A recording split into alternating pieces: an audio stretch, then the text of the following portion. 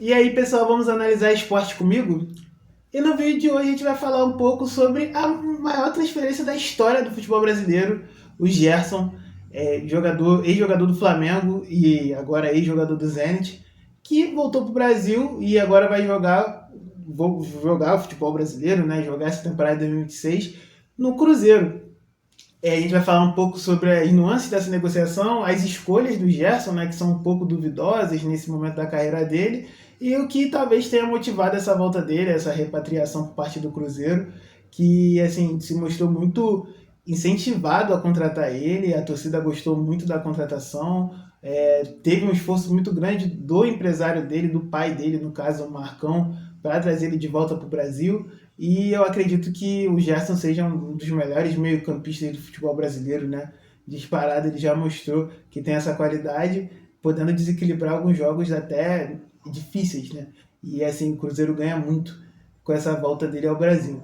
Mas antes de mais nada, eu quero agradecer a vocês pelas curtidas, pelos comentários, por sempre estarem comigo, engajando nos meus vídeos.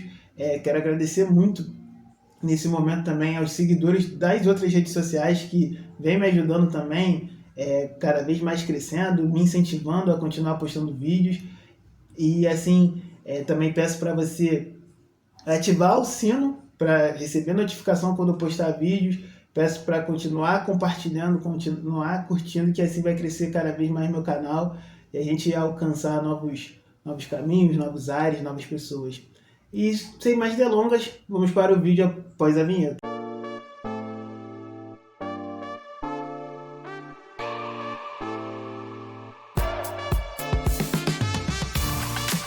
E no vídeo de hoje a gente vai falar um pouco sobre o Gerson, né? Como a gente contou agora no início do vídeo. E assim, é a maior transferência da história do futebol brasileiro, é a maior transferência envolvida por um clube brasileiro, né? Para você ver como o futebol brasileiro ele vem crescendo cada vez mais em relação às finanças.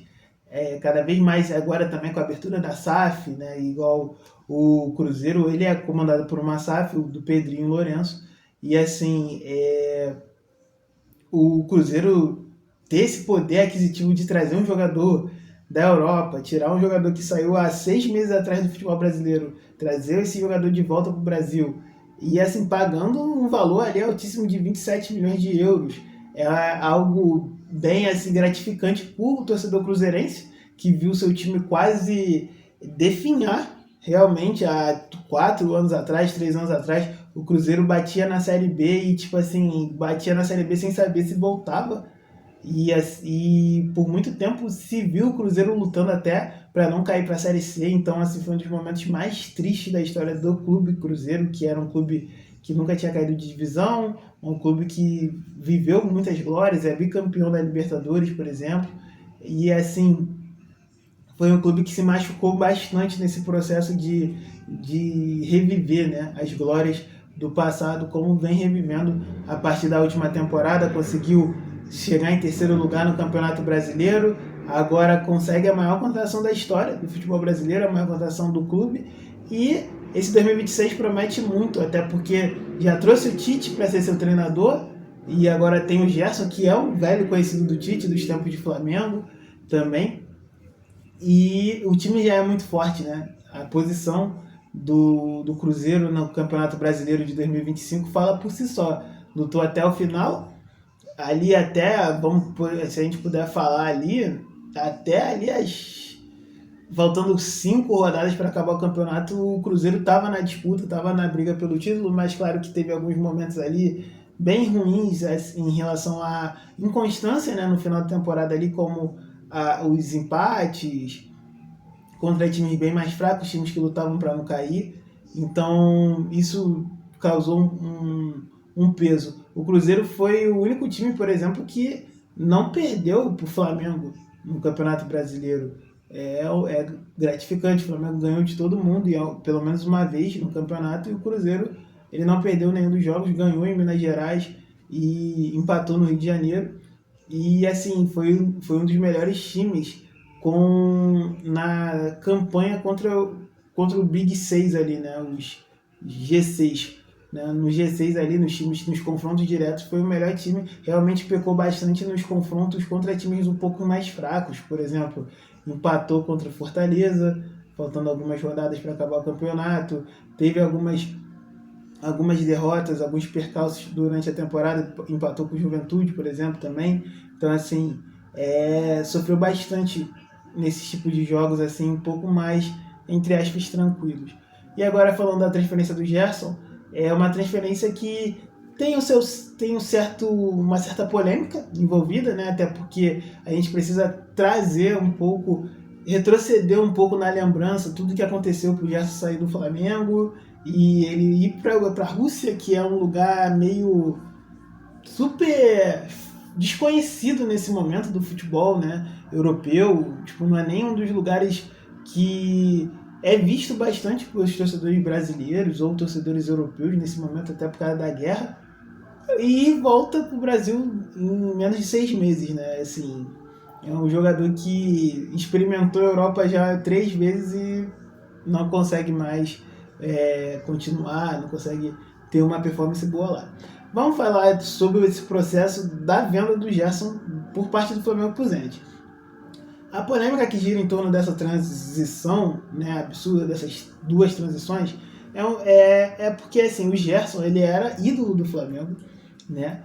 Ele era ídolo da torcida do Flamengo, é um jogador que foi muito identificado com a torcida do Flamengo desde 2019, quando foi o primeiro ano do Gerson no Flamengo. Ele é contratado pelo rubro-negro carioca, o rubro-negro carioca paga uma quantia para Roma, traz ele. Era um jogador que estava emprestado à Fiorentina e muito se falava que o Gerson não tinha uma intensidade, não entregava uma intensidade e taticamente ele não era tão inteligente para se tornar um grande jogador na Itália, e aí por isso mesmo sofreu bastante nessa adaptação entre Brasil e Itália, né? O Gerson sempre foi um garoto que foi visto como talvez um dos melhores prospectos de jogadores brasileiros no início ali no início da década dos anos 2010 ali, né? Ele começou a ser profissional ali a partir de 2015, 2016 e assim, foi meteórico, né, o início dele aqui no Fluminense. E aí ele vai para a Itália, vem para o Flamengo em 2019 e ele arrebenta. Em 2019 ele já arrebenta, aquele time encaixado do Jorge Jesus, o Flamengo é campeão de tudo, e o Gerson se torna o Coringa, porque era justamente um jogador ali do meio de campo, mas ele caía, ele flutuava pela direita, flutuava pela esquerda. Você viu o Gerson de volante, você podia colocar o Gerson mais avançado um pouco, né, no meio campo ali, para criar jogadas, e isso trouxe uma identificação muito forte, né? O Gerson caiu como uma luva no Flamengo, ficou ali em 2019, mais uma temporada, e mais uma temporada de 2020, né, que foi acidentada pela pandemia, e ele sai para o Olympique de Marseille, né, na oportunidade que tem de voltar à Europa. Era o sonho dele de voltar, e bateu no Brasil, voltou. E no Olympique de Marseille ele faz uma temporada, e é uma temporada muito boa, é com o Jorge Sampaoli. Sampaoli é o treinador dele na França, e é uma temporada muito boa. O Jorge Sampaoli coloca ele mais de falso 9, né, muitas vezes chegando ali como um atacante, e ele faz muito gol, participa de muitas jogadas, a torcida gosta dele, gosta do estilo de futebol do Gerson. Ele cai como uma luva até no Marseille ali em alguns momentos. Claro que tem um problema ali de adaptação, muitas vezes. Teve críticas por parte de torcedores do Marseille, da imprensa francesa também, ao estilo de futebol dele no início, mas depois ele engrena e vai jogando, e assim, se torna uma ótima peça para o Marseille naquela temporada ali.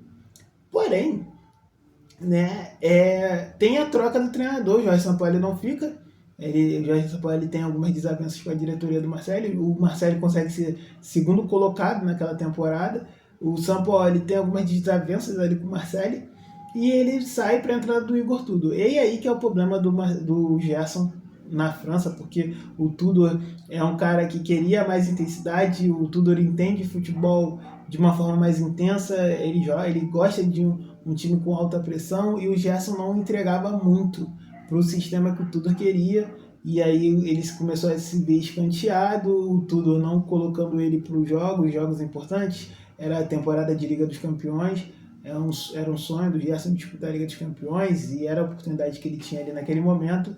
E acaba que o Marcelo vende ele para o Flamengo novamente, ele volta para o Flamengo e dessa vez um pouco mais maduro, tendo uma ótima temporada de Europa anteriormente, e isso faz com que ele cresça bastante, né, em relação à reputação dele junto à torcida rubro-negra, né? Ele quis voltar para o Flamengo, ele fez um esforço muito grande, o Flamengo também não teve nenhum problema em pagar, né, o Marcelo para trazer o Gerson novamente para o clube, e assim se fez até 2025, o Gerson ficou jogando aí até 2025 no Flamengo, só que em 2025 começam alguns burburinhos em relação ao contrato dele.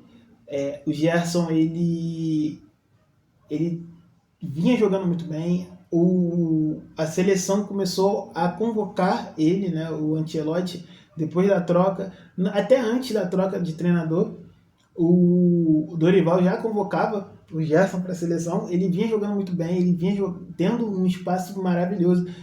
Por muito se falava, na temporada passada, se falou que o Gerson talvez fosse um dos melhores jogadores daquele campeonato ali, mesmo o Flamengo não estando tão bem.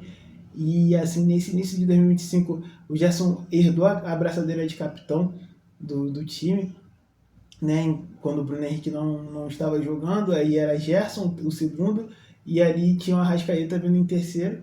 E cara, tava jogando muita bola, realmente, tipo, não tinha muito. A sintonia entre ele e a Arrascaeta ali no meio-campo, com o Pulgar também, era muito perfeito. O Flamengo começou muito bem a temporada, e até ali, até o Super Mundial, né? E assim, foi uma surpresa muito grande quando se viu que o Gerson estava balançado com a proposta do Zenit, até porque se a gente for parar para contextualizar hoje o futebol russo, ele não é tão atrativo assim para jogadores que são de seleções grandes como Brasil, Argentina, Alemanha, essas seleções mais pesadas, Espanha. Você ir para a Rússia hoje não é muito atrativo porque você perde muito espaço, você perde muita visibilidade e os jogos não são tão competitivos como em outros centros europeus, como você jogando numa Itália, numa Espanha, numa França, que você disputa a Liga dos Campeões, por exemplo, que é a maior competição de clubes do mundo. Então, essa notícia que pintou no meio do ano com o Gerson balançado com a proposta da Rússia foi muito pega de surpresa pelos torcedores que viam no Gerson uma referência, né, do Flamengo dentro de campo e via um ídolo ali realmente. E foi muito surpreendente até para toda a imprensa nacional que cobria o Flamengo, porque, cara, o Gerson era jogador de seleção brasileira. Foi muito estranho o que aconteceu ali naquela negociação, porque ele era jogador de seleção brasileira. Era um cara que, se ele segurasse ali por um ano, se ele segura esse ímpeto dele de sair do Flamengo por um ano, ele iria para a Copa do Mundo. Não sei se tranquilamente, mas ele era um dos mais cotados para ir para a Copa do Mundo. O Ancelotti, pelo que parece, gostou muito dele, sabe? E então, cara, é muito estranho. E ele estava até sendo titular da seleção antes de sair para a Rússia. Né? É muito estranho essa movimentação por parte dele, por parte do empresário dele, do Marcão, né? Que é o pai dele, para ir para a Rússia. Assim, uma das coisas que se ouve em relação a rumores era que o Gerson ele estava insatisfeito, tá ligado? Havia uma insatisfação por parte do Gerson e do Marcão pelas atitudes da diretoria do Flamengo em relação à renovação de contrato dele. Houve uma renovação, tá? Isso aqui a gente precisa falar também, contar, que antes do Gerson aceitar sair do Flamengo, houve uma renovação por parte do Flamengo de Gerson, mas o Gerson queria uma valorização maior. Ele sentia que merecia essa valorização, ele acha que, pelas notícias da época, ele tinha um dos menores salários em relação a equipe que foi vencedora de 2019, a todos os grandes jogadores daquela equipe ali. Ele tinha um dos menores salários das estrelas e achava que merecia mais, e realmente eu acho que ele merecia essa valorização, porque ele era um jogador especial, era um craque de bola, é um cara que já estava ali há bastante tempo. Porém, essa valorização não veio muito bem, E também a forma com que a diretoria lidou com as informações, o Marcão, o empresário do Gerson, indo a público falar sobre essa situação. A diretoria, pelo que parece, não curtiu nada sobre isso, nada a forma como se foi tratado por parte do jogador, o staff do jogador em relação a essa renovação, meio que jogando para a torcida, meio que jogando para o público mesmo o que estava acontecendo. E assim, a diretoria meio que entendeu que ali era aquele limite, a renovação aconteceu, né? Mas a relação ficou bem estremecida, e aí no caso apareceu uma proposta da Rússia, o Zenit veio pagando um dinheiro interessante, o Flamengo negociou bastante, endureceu o jogo, e ali no meio do Super Mundial o Gerson já estava vendido, foi para o Zenit, numa movimentação que ninguém entende até hoje. Ele ir para o Zenit, ele ir para a Rússia. Muito se falava até de Arábia Saudita, Al Nassr, né? Onde o Jorge Jesus está hoje, que faria até mais sentido ele ir para o Al Nassr do que ir para o Zenit hoje em dia, né? Se a gente parar para perceber, alguns jogadores eles estão sendo convocados mesmo jogando na Arábia Saudita, mas na Rússia é muito difícil. O único que eu consigo ver nessas movimentações entre russos, né, clubes russos, e que joga na seleção é o Luiz Henrique, por exemplo. Mas o Luiz Henrique é um cara que demonstrou que merece, que é capaz de estar na seleção nos jogos da seleção. Ele faz gol, ele sempre se apresenta muito bem. E é um cara que eu acho que merecia também até sair da Rússia para jogar em outro centro europeu, porque tá na Rússia hoje está esquecido, de certa forma. Até precisa ver como é que vai ser as próximas convocações da seleção brasileira em relação a ele também, porque não sei se ele continua sendo convocado jogando na Rússia nesse momento. Mas tudo bem. Se passou meses ali, o Flamengo conseguiu também se recompor e o Gerson foi para a Rússia, ficou um tempo lá. Muito se falava, né? Como eu venho explicando aqui no vídeo, durante o vídeo, não é uma liga que dá para acompanhar, tá? Então, assim, a gente sabe por notícias, assim, por algumas notícias, e muito se falava que ele estava insatisfeito já, tipo, ficou ali 2, 3 meses. As 2 primeiras convocações que o Ancelotti fez, que o Carlo Ancelotti fez, o Gerson não foi. E, assim, havia uma expectativa por parte do staff do jogador que ele seria convocado mesmo estando na Rússia, e aí isso não aconteceu. Ele não estava sendo titular tão conformemente, né, tão toda hora, né, constantemente. E aí isso foi trazendo uma satisfação, e assim, acredito que o próprio jogador também viu que a oportunidade de ir para a seleção, de ir para uma Copa, para sua primeira Copa, foi se esvaindo aos poucos, e assim começou uma pressão muito forte para voltar para o Brasil. Primeiro, o entorno do jogador sondou o Palmeiras antes da temporada acabar. O Palmeiras era dado talvez como um destino até provável do Gerson ir, né? Isso aqui acabou que não foi para frente, não teve, as conversas não evoluíram. E aí apareceu o Cruzeiro no início do ano, no final do ano de 2025 para o início do ano de 2026, apareceu o Cruzeiro falando que iria pagar o que fizesse preciso. A negociação andou ali por algumas semanas, até se tornou uma novela, né? Se a gente puder parar para pensar, o futebol brasileiro acabou ali, a temporada do futebol brasileiro acabou ali entre o dia 20 de dezembro, a partir daquele momento ali começou-se a especulação em torno da contratação do Gerson, e aconteceu, né, a contratação dele na semana passada. Gerson chegou ao Brasil, 27 milhões de euros, tá? É a maior transação da história do futebol brasileiro, e ele chega com essa pressão de ser o cara mais caro da história. Há pouco tempo atrás, o cara mais caro era o Samuel Lino, que o Flamengo tinha contratado do Atlético de Madrid, né? E o Flamengo também já tinha feito a maior transação há pouco tempo atrás do Arrascaeta, em 2019, que era a maior transação da história entre clubes brasileiros. E, cara, o que se pode esperar do Gerson nessa mudança? O Gerson não tem nem palavras para falar sobre ele. É um cara que, assim, no melhor momento da carreira dele, no melhor momento de forma dele, ele é com certeza top 3 meio-campista do futebol brasileiro tranquilamente, porque é um cara que sabe manter o tempo, controlar o jogo mesmo. Ele tem esse dom de pausar o jogo, de entender qual o ritmo que o jogo pede em muitos momentos. É um cara que tem um passe bom, uma saída de bola boa, é um cara que sabe chamar o jogo em alguns momentos, sabe na hora que tem que buscar a bola lá atrás para tentar sair jogando. E assim, ele tem uma versatilidade muito forte, né? O apelido dele de Coringa não é à toa. É um cara que pode muitas vezes fazer um meio mais avançado e tá jogando na ponta direita, por exemplo, em alguns momentos. Pode também ter ali uma ponta esquerda, talvez fazendo um retorno mais tático para fazer a marcação, ou então até jogar como volante. E assim ele criou a carreira dele, o status dele de um cara incomparável no futebol brasileiro e indiscutível também. A gente sabe que a qualidade do Gerson, ela ali é única, né? E assim, é especial demais ver ele voltar para o futebol brasileiro, vamos ser sinceros, porque é um cara que engrandece o futebol, o campeonato brasileiro em si.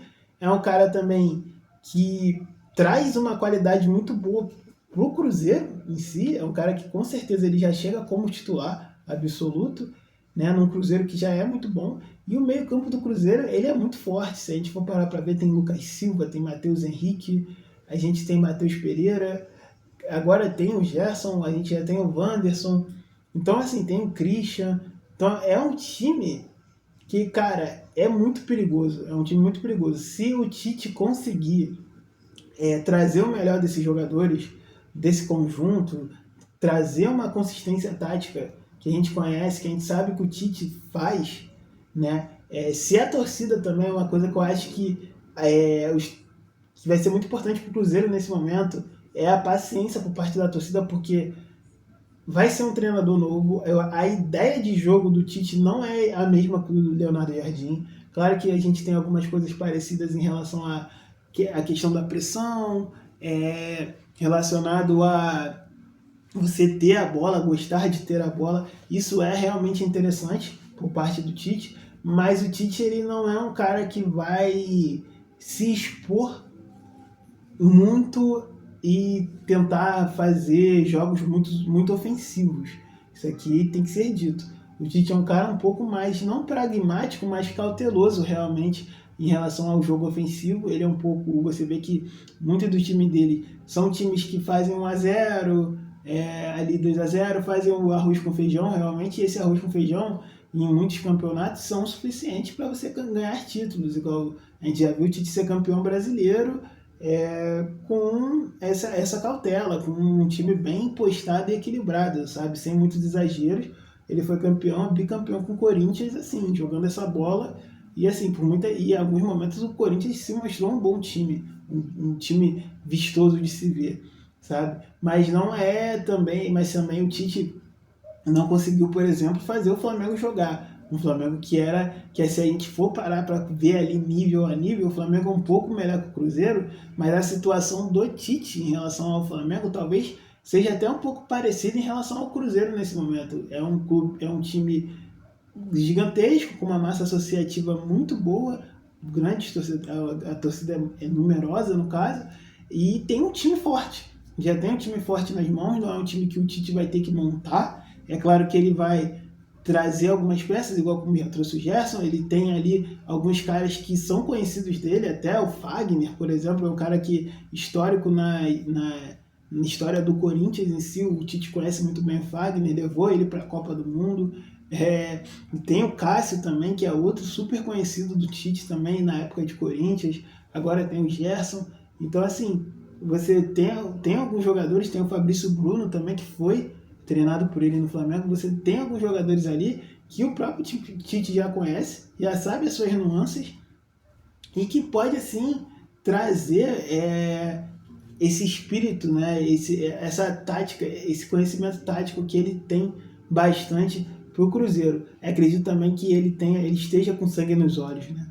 Porque como ele não deu certo no Flamengo e ele foi muito criticado por isso, acredito muito que tenha esse espírito de querer mostrar serviço, de querer mostrar que é diferente, de querer mostrar que o contexto no Flamengo que derrubou ele e não ele mesmo por si próprio, por falta de soluções táticas e técnicas em alguns momentos. Mas assim, o Gerson, ele é sensacional, ele traz muita versatilidade para esse meio campo cruzeirense. Cara, a torcida tem que estar realmente animada com essa contratação, porque é uma contratação de peso. Nesse momento, né, a gente está falando aqui no dia 13 de janeiro, até agora é a maior contratação da temporada do Brasil, né? Se a gente for para pensar, a gente vem falando aí, tem alguns rumores sobre a volta do Lucas Paquetá ao Flamengo, que se tornaria, sim, a maior contratação do ano, né, no futebol brasileiro, e uma das maiores da história também do futebol brasileiro, se o Lucas Paquetá voltar ao Flamengo. Mas o Gerson é uma ótima contratação, tem que ganhar ritmo novamente, tem que se adequar novamente ao futebol brasileiro, à intensidade do futebol brasileiro, que é muito diferente do da Rússia. E assim, o bom é que ele já chega numa parte de pré-temporada, é um cara que estava jogando. Isso também é interessante, porque ele não é um cara que vai chegar e precisa de um recondicionamento físico, não. A temporada europeia estava pegando fogo. Eu sei que a Rússia ela tem uma pausa nesse momento ali do inverno, né? O inverno é muito rigoroso, então tem essa pausa, tem essa intertemporada ali na Rússia, mas não vai ser uma situação que ele só vai entrar daqui a 2 meses. Eu acredito até que ele já entre em menos de um mês para jogar, até porque o Campeonato Brasileiro está batendo na porta. E assim, eu acho que o Cruzeiro e a torcida cruzeirense, a torcida azulina, tem que estar muito feliz com essa contratação. É um cara que chega bem cotado e eu acredito que o Cruzeiro cresce muito e tem chance muito forte de bater de frente com o Flamengo, com o Palmeiras e lutar pelos principais títulos nessa temporada, tentar voltar a ser campeão brasileiro, título que não conquista há 12 anos já, né?